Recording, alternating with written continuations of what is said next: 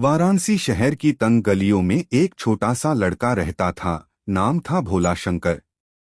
उसका परिवार बहुत गरीब था। पिता मजदूरी करते थे, माँ घर घर जाकर बर्तन मांजती थी। घर में 5 बहनें और एक भोला था। पढ़ाई का तो दूर दूर तक नाम नहीं, क्योंकि पेट भरने के लिए ही जद्दोजहद करनी पड़ती थी। भोला बचपन से ही देखता आ रहा था कि गरीबी ने उसके माता पिता के चेहरे पर हमेशा चिंता की लकीरें खींच रखी हैं। घर की हालत इतनी खराब थी कि कभी कभी 2 वक्त की रोटी भी नसीब नहीं होती। भोला को खाने का बहुत शौक था, खासकर गर्मागर्म कचौड़ी। पर उसके घर में तो आलू तक मुश्किल से पकते थे। कचौड़ी तो बस किसी अमीर के थाल में ही देखी जा सकती थी। एक दिन उसने माँ से कहा, अम्मा, हम अपनी खुद की कचौड़ी बेचेंगे। लोग खाते हैं, मजा भी आता है और पैसे भी मिलते हैं। माँ ने हंसकर कहा, बेटा, बनाने का हुनर तो चाहिए। हमारे पास तो आटा भी गिनकर है, तेल कहाँ से आएगा। लेकिन भोला के दिल में सपना पल चुका था। पहला कदम। काफी दिनों की जद्दोजहद के बाद भोला ने अपने पिता से 10 रुपए मांगे। पिता ने डांटते हुए कहा, 10 रुपए का क्या करेगा तू? घर में तो चूल्हा तक नहीं जल पा रहा। पर माँ ने चुपके से अपनी जमा की हुई 5 रुपए की पोटली और कुछ सूखे आलू निकालकर उसे दिए।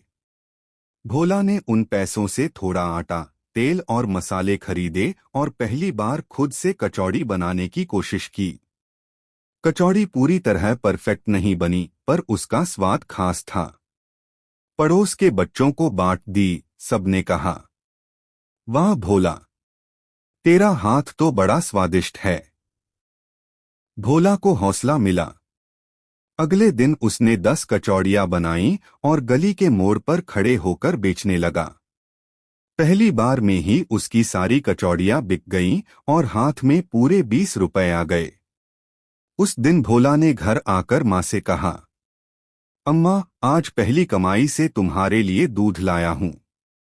माँ की आंखों से आंसू बह निकले। 3 गली का भोला शंकर कचौड़ी वाला। धीरे धीरे भोला का काम बढ़ने लगा। अब लोग उसे गली का भोला शंकर कचौड़ी वाला कहने लगे। उसकी दुकान तो नहीं थी, बस एक ठेला था जिस पर गर्मागर्म कचौड़ियों की खुशबू फैली रहती। भोला हर सुबह 4 बजे उठता, आटा गूंथता, आलू उबालता, मसाले पीसता और 7 बजे तक ठेला लेकर चौराहे पर पहुंच जाता। बच्चे, रिक्शा वाले, मजदूर और ऑफिस जाने वाले लोग सब उसकी कचौड़ी खाते। कचौड़ी के साथ वह खास इमली की चटनी देता, जिसकी रेसिपी उसकी माँ ने बनाई थी। लोग कहते, भोला की कचौड़ी न खाओ तो सुबह अधूरी रहती है। 4 संघर्ष और ईमानदारी। भोला मेहनत के साथ साथ ईमानदारी के लिए भी जाना जाता। कभी किसी से ज्यादा पैसे नहीं लेता। अगर कोई गरीब भूखा आता तो उसे मुफ्त में कचौड़ी खिला देता। एक बार एक बूढ़ा भिखारी उसके ठेले पर आया। उसने कहा, बेटा, 2 दिन से भूखा हूं। भोला ने उसे तुरंत 2 कचौड़ियां दी और बोला, बाबा, पेट भरकर खाओ, पैसे की चिंता मत करो। उस बूढ़े ने आशीर्वाद दिया, बेटा, तेरा नाम रोशन होगा, एक दिन तू बड़ा आदमी बनेगा। भोला मुस्कुराया, लेकिन अंदर से उसका दिल सचमुच उम्मीद से भर गया। 5 चुनौतियां। जहां सफलता होती है, वहां जलन भी होती है। आसपास के कुछ पुराने ठेले वाले भोला से जलने लगे। उन्होंने भोला के ठेले पर तेल गिरा दिया, मसाले खराब कर दिए। एक दिन तो एक दुकानदार ने भोला से कहा, अरे लड़के, तू नया नया आया है, यहां टिकना आसान नहीं है। अपना ठेला समेट ले, वरना अच्छा नहीं होगा। भोला ने शांति से जवाब दिया, भग। अब वाराणसी की गलियों में भोला शंकर का नाम गूंजने लगा था। उसकी कचौड़ी की खुशबू मोहल्लों से निकलकर पूरे शहर तक पहुंच चुकी थी। दुकान पर रोज लंबी लाइनें लगने लगीं। भोला अक्सर सोचता, अब मुझे वाराणसी से बाहर भी जाना होगा। क्यों न लखनऊ और दिल्ली तक अपनी कचौड़ी पहुंचाई जाए। उसका सपना अब स्थानीय दुकान से निकलकर चेन ब्रांड बनाने का था। दो मुश्किलों का नया दौर। जैसे जैसे उसका काम बढ़ा, वैसे वैसे मुसीबतें भी बढ़ी। बड़ी होटल कंपनियां उसके नाम से जलने लगीं। कई बार उसकी दुकान के सामने विरोध प्रदर्शन हुआ। कुछ लोगों ने अफवाह फैलाई, भोला शंकर की कचौड़ी में घटिया तेल डलता है। ग्राहक कम होने लगे।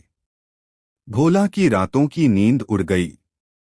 लेकिन मां ने हिम्मत दी, बेटा सच कभी छुपता नहीं, बस मेहनत करते रहो।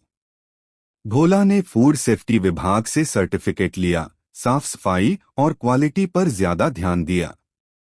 जल्द ही अफवाहें शांत हो गईं और ग्राहकों का भरोसा लौट आया। 3 विस्तार की शुरुआत। भोला ने सबसे पहले लखनऊ में एक नई शाखा खोली, भोला शंकर कचौड़ी कॉर्नर। यहां भी लोगों ने हाथों हाथ लिया। अखबारों ने फिर लिखा, भोला शंकर वाराणसी से निकला ब्रांड, अब पहुंचा नवाबों के शहर। भोला ने धीरे धीरे दिल्ली, पटना, कानपुर और इलाहाबाद में भी शाखाएं खोल दी। हर जगह वही पुराना स्वाद, वही ईमानदारी। 4 विदेश यात्रा।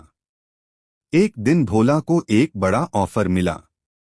दुबई से एक कारोबारी आया और बोला, भोला जी, हम चाहते हैं कि आप यहां भी अपनी कचौड़ी की दुकान खोलें। यहां भारतीय स्वाद की बहुत मांग है। भोला पहले तो घबराया, लेकिन फिर उसने सोचा, गरीब के बेटे की कचौड़ी अब विदेश तक जाएगी। कुछ महीनों बाद दुबई एयरपोर्ट के पास पहली बार भोला शंकर कचौरी हाउस का बोर्ड चमक उठा। भारतीय प्रवासी वहां उमड़ पड़े। टीवी चैनलों पर खबर बनी, दुबई में गूंजी बनारसी कचौड़ी की खुशबू। 5 परिवार की खुशियां। अब भोला के घर की हालत पूरी तरह बदल चुकी थी।